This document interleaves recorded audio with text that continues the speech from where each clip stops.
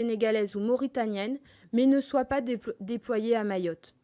Voilà en conclusion un panorama des principaux enjeux qui nous attendent au sud de l'Europe, comme dans cet extrême sud qu'est l'océan Indien.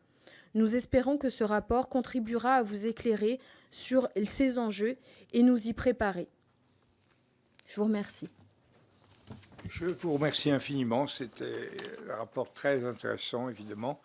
Les groupes politiques vont s'exprimer. La première à intervenir, c'est Amélia Lacrafi pour le groupe Renaissance. Merci, Monsieur le Président, mes chers collègues. Je tiens tout d'abord à remercier mes collègues pour ce rapport, pour ces éclairages particulièrement intéressants et très approfondis sur ces enjeux migratoires. Ce rapport aborde les défis auxquels notre pays et l'Union européenne doivent faire face en matière d'accueil des réfugiés, de traitement des demandes de titres de séjour ou de respect de nos frontières. Mais il souligne également l'instrumentalisation de la question migratoire par certains pays afin de faire pression sur les États européens. Cette situation est d'autant plus complexe que l'importance des flux migratoires, des déplacements de population et des personnes cherchant asile devrait malheureusement augmenter en raison des crises, des conflits persistants, mais également et surtout du fait du changement climatique. Dans ce contexte, et parce que ce télescope en est l'ensemble des éléments que je viens d'évoquer, je souhaiterais aborder aujourd'hui la situation de Mayotte que vous avez particulièrement décrit, Madame la députée. L'île reçoit, comme vous l'avez très bien expliqué, chaque année plusieurs milliers de migrants en situation irrégulière provenant en grande partie de l'Union des Comores. Mais toutefois, comme vous l'avez aussi souligné, une nouvelle immigration apparaît de la région des Grands Lacs, mais aussi de Madagascar.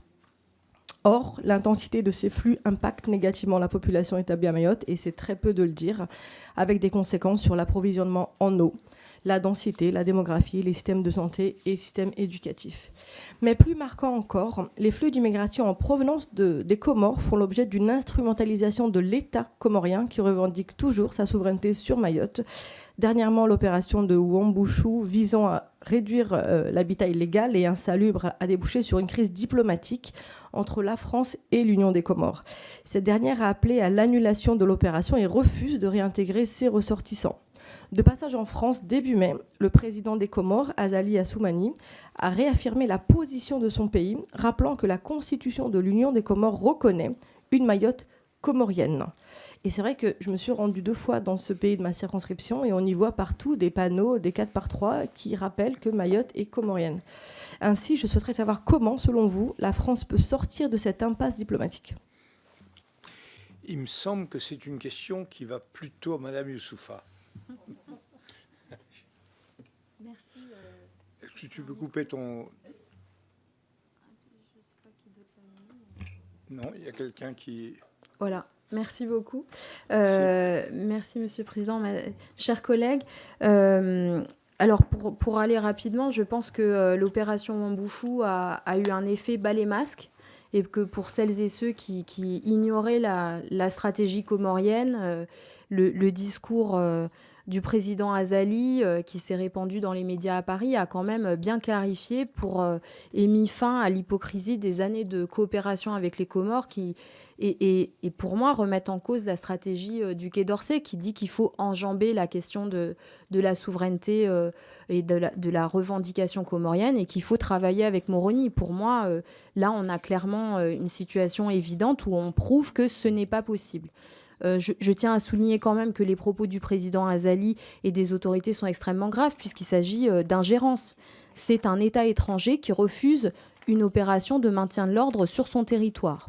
C'est évidemment contrevenir aux accords qui ont été passés entre la France et les Comores, puisque contre 150 millions d'euros, les Comores se sont engagés d'aide au développement, les Comores se sont engagés à lutter contre l'immigration clandestine alors qu'elle l'instrumentalise. Moi, je pense qu'il est temps de sortir de la naïveté, qu'il est temps aussi de sortir de l'hypocrisie, parce que je pense que beaucoup de gens ici comprennent ce qui se passe, mais ont choisi de fermer les yeux et de sacrifier Mayotte pour une alliance avec les Comores. Je rappelle également quand même que, sauf à ce qu'on ait une attitude lucide, c'est-à-dire qu'on chiffre nos objectifs de lutte contre l'immigration clandestine opérée par les Comores et que quand elles ne répondent pas à leurs engagements, on ferme le robinet des aides, je ne vois pas comment ça peut changer.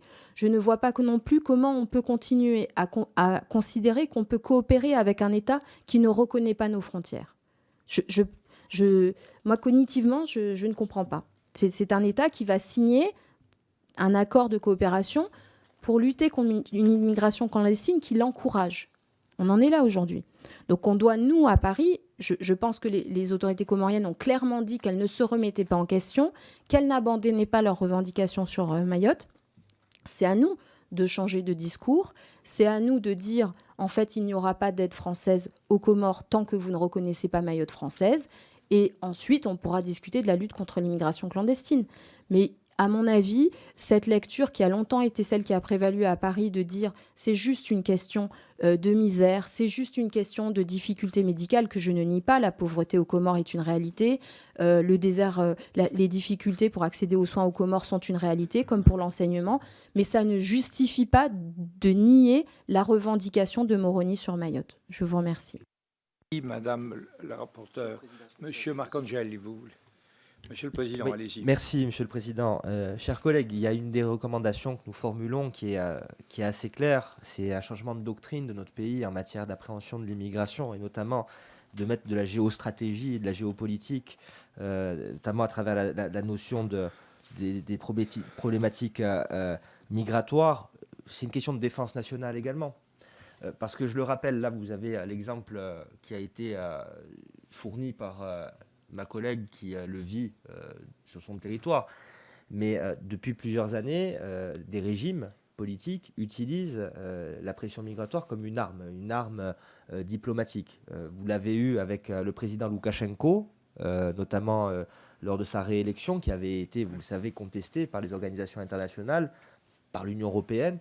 À l'époque, le président Loukachenko offrait des visas de tourisme aux Irakiens, oui, afin de les faire passer ensuite par ses frontières.